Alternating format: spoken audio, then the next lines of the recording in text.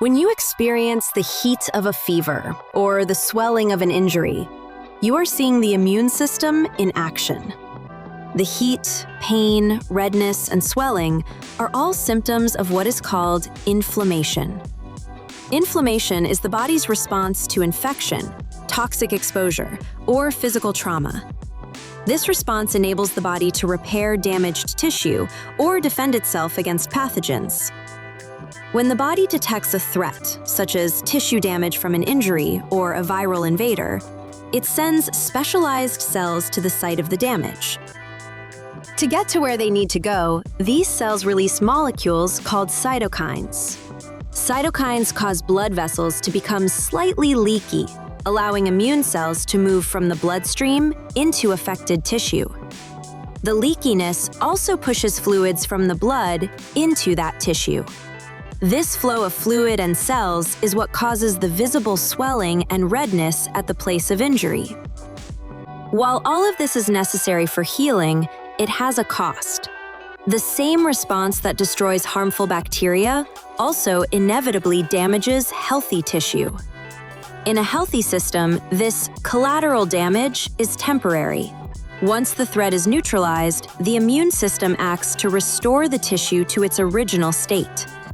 But sometimes, the immune system fails to deactivate.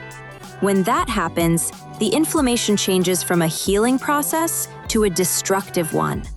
This is known as chronic inflammation. In a state of chronic inflammation, the immune system may begin to treat harmless substances, such as pollen or food proteins, as threats, resulting in allergies. In more severe cases, the system attacks normal body cells, leading to autoimmune disorders like arthritis or lupus. Because chronic inflammation does not cause visible swelling or redness, it can cause hidden damage to organs over many years. Current research indicates that it contributes to the progression of cardiovascular disease, diabetes and obesity, and respiratory issues. How can you fight chronic inflammation? There are clues to the answer to that in two things that are known to make it worse: high stress and highly processed foods.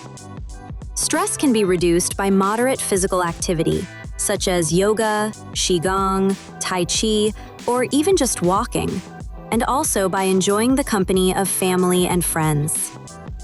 Nutrition can be improved with real food that provides plenty of antioxidants and natural fiber. Inflammation at the right time and the right place is a good thing. Healthy habits can help you make sure it stays that way.